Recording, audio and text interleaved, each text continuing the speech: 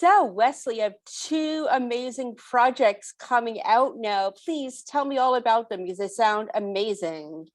Yeah, so tomorrow, I believe, Guilty Party comes out. It stars Kate Beckinsale. It's premiering on Paramount Plus, and it's this neat collaboration between CBS, like sort of big studio power paired with like Funny or Die, which is like kind of quirkier and like edgier comedy, which was a ton of fun to work in because it feels like we got to do this really well supported show, but that like on day one, like I remember somebody dropped like an F-bomb in midway through a take, and we're like, oh, sorry. And they're like, no. We're Funny or Die. You can say that here. And we're like, oh yeah, cool. It just like, it really took the gloves off to do this like edgy, dark comedy that's able to be like both really deep and heartfelt in moments, but also like pretty wacky and very funny in other spots. And what's your role in that? So I play a guy named Pierre, and what the show is basically about is Kate Beckinsale plays a journalist named Beth, who at the start you see in a sort of a flashback, like she is like top of the world, like winning awards and stuff, like doing real like hard journalism, and then she gets discredited, and we sort of flash forward 10 years in her life to she is working at a place that feels kind of like BuzzFeed, which is where we are. It's a place called Pop Bite. And so Pierre and a few other people, we all work with Kate and are pretty grating for her. Like I think we're really there to really like highlight her fall from grace, from like you watch what she's reporting on to I think the first scene you find us, we're opening it with like, oh, I think Lady Gaga is going to run for Congress. Like, no, we should run an article about Hermione's hottest looks, and so like we're there to be one facet of like how her life has kind of fallen apart around her, and there's a bunch of other ways that that's highlighted in the show, and it really like knocks her down a lot of pegs, and then you over the course of the season get to watch her like try and pull herself out of this. So being Pierre is like I just get to mess with her a lot. Like it, which is, and Kate was like a tremendously good sport about it, and beyond a good sport about it, she would like encourage me to do stupid things, like one day I brought in like Fruit Loops to eat because I'd bring in props all the time because I don't know why not. And she's like halfway through, she's like, well, what if you like were throwing those at me? Like, what if while I'm trying to make this impassioned speech here, you just like bean me with a Fruit Loop? And I was like, all right, that's what we're doing today. And I remember just like between takes, I started doing it when she wasn't expecting it, and like on other lines. And there's one where I think I lodged one in like her ear. Like I say all this to say like she was so rad and like so improvisational in like all aspects of the show, and just like suggesting things to people and like just rolling with it. And like, yeah, it was so fun. Rebecca Edelman's the creator of the show, and she was always on set and like super collaborative as well. And like giving like, she'd rewrite a line and be like, well, try it like this. Like, is it funnier like this? And like everybody was just in this energy of like, cool, let's make this thing as fun and awesome as we can. I love it. I love it. And what would you say was the biggest challenge about playing this role? Because I could tell that you absolutely loved it. Honestly, I don't know, Pierre. Like this was one of the weirdest things. Like I didn't.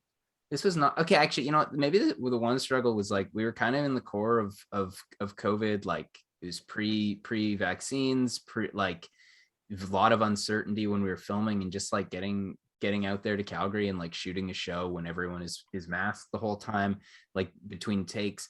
You don't get that same sense of like, we didn't get to do like a big table read with everybody in the room at first. So it was like, we all met each other.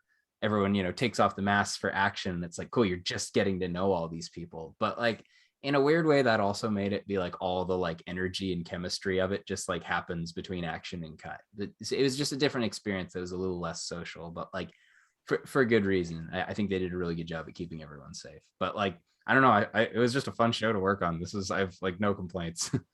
I could tell. It's just like the way you're glowing talking about it. It's just incredible.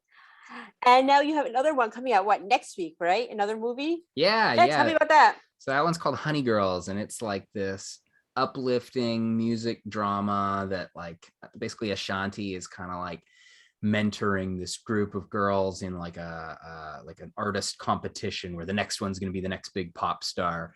And it becomes like more complicated and intricate than that, but at its core, it's this like it's a movie probably for like intended for like a younger audience, and I say that as like a real positive thing because you kind of get to lean into stuff that like maybe wouldn't be in like a hard drama, even though I think there are moments of that. But for me, it was like just the whole movie became about, for me, because I'm playing this like record producer songwriter who's supposed to be like the best writer producer in the world, and I'm like, cool, this is like the movie that's talking to like my teenage self. Like, what's the message you want to send back about like chasing your dreams and being authentic to yourself? And I think it was just like a neat slice on the pie of doing that and getting to feel like really really liberated to just like have fun with that and give like a message that's like it's uplifting, and but also because I'm a musician, it was like, you know, it felt really close to home. Like we shot one of the scenes in a studio where I actually tracked one of my albums, like just out of total coincidence.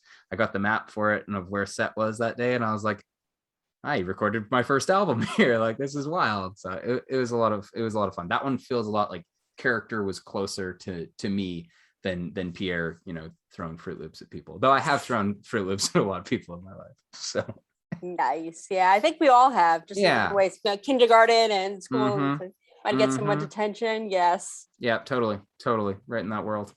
Yeah. And what else are you working on now? It seems like you're so busy, but do you have any other projects on the docket? Yeah, there's a Netflix show that I'm in that's coming out next year called The Imperfects, that I don't really know that I have any authorization to talk about like anything of at the moment because they're kind of under wraps. And then I'm working on like a Christmas film right now that starts shooting in like a couple of days, and I just got cast in, and I've got to record like 9 Christmas songs or something this week. So it's like it's gonna be a lot, but it's already fun, and like I'm a big Christmas fan, so I'm just getting into it.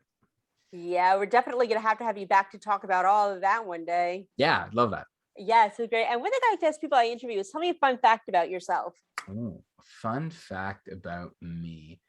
Oh, over the course of the pandemic, I feel like I became like far more in touch with birds. I started like as like a de-stressor in the morning. I would go and like bring my coffee and go down to the beach near where I live. There's this park, and I would just sit there and drink it and read a book and try and like chill out. And over the course of it, like there was always a ton of ducks and like various birds and geese and blackbirds around. And it got to the point where like the ducks like trusted me. And so they would, if I was at the park, they would come and hang out at the bench I was at, and they would sleep like right around me, because if I was there, I found in general, like other like dogs and stuff weren't as likely to run up to the bench. Like it seemed like they would show up and they'd come and hang out with me.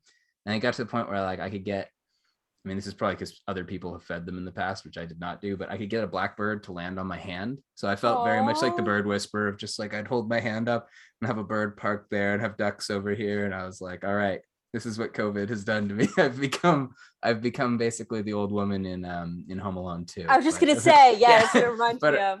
But I quite enjoyed it. It seriously, like the coolest thing was it made me appreciate how much more, like I was always pretty, like I've always been a guy who loves nature and stuff.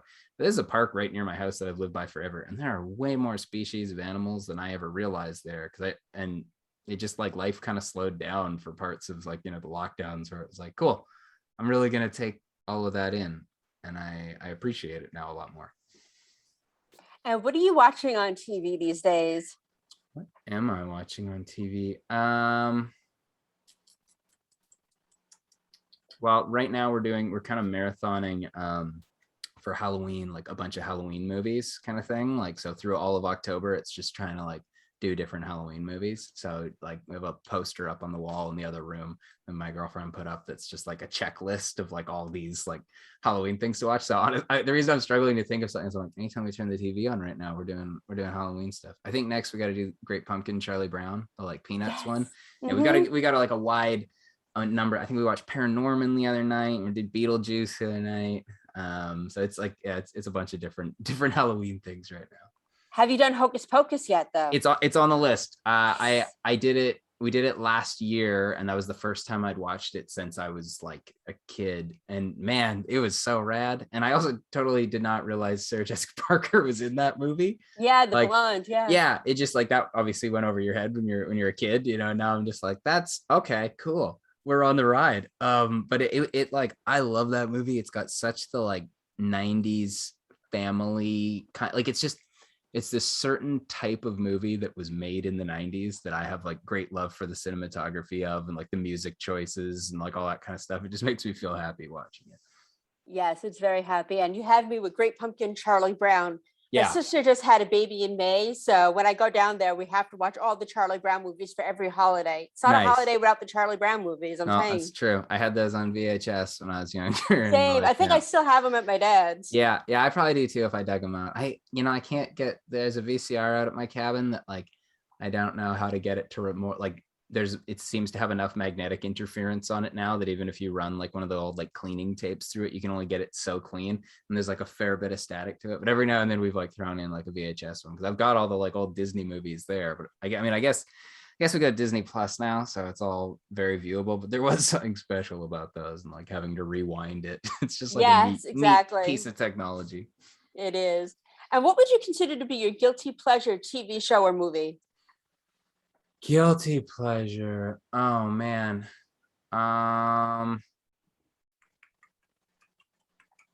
I don't know if I'm great for this. I feel like sometimes it'll just be when I'm watching like, this isn't really a guilty pleasure. This is something I'm pretty loud and proud about, but like I'll put it in the category of like watching Star Trek: The Next Generation. That's like my go-to like chill out. Like when I used to, there was a chunk of time a few years ago when I was on tour, when I just like would come back to my hotel room at night and would always throw on, like when it showed up on Netflix, I'd watch like an episode of TNG. And it like there were points where I was just like, I was self-aware that like when someone else would come in the room, that it's like some of the special effects don't hold together as well, and like Patrick Stewart is having to like carry an immense amount of weight on his back in that show, where he's just like, that dude is so committed that like he can be uttering lines in Klingon to and the set pieces look like they're made out of cardboard, but he is as committed as in like any, like if he was doing a piece of Shakespeare. And I love that show to death. Yes. Now, do you speak Klingon? I mean, I can say kapla probably, but like, Yes. yeah, that's the one word I've got. I think that's what everyone knows. Yes. Yeah, you can go kapla. Yeah, you just gotta be really aggressive with it. You really gotta bite into it. Yeah, I'm trying to learn it. I can't speak it, but I could partially read it now. So. Oh, dope! That's amazing. I haven't veered that far into it though. I've thought about it. There's a store in Vancouver, I think called Kaplan. And I always want to go in and tell them like, there needs to be some Star Trek crossover, like, hey, what's the Kaplan, guys? But it's like, it's a bad pun that only probably I appreciate. Nice. And where can we find you on social media? I think at Wesmac Music, WESMACK Music, on basically all of them. Yeah, that should lead you to me. Wonderful. Well, thank you so much. It was a pleasure to speak to you, and I can't wait to speak to you again soon. Sounds good. Good luck. Bye. Have a good one. You too.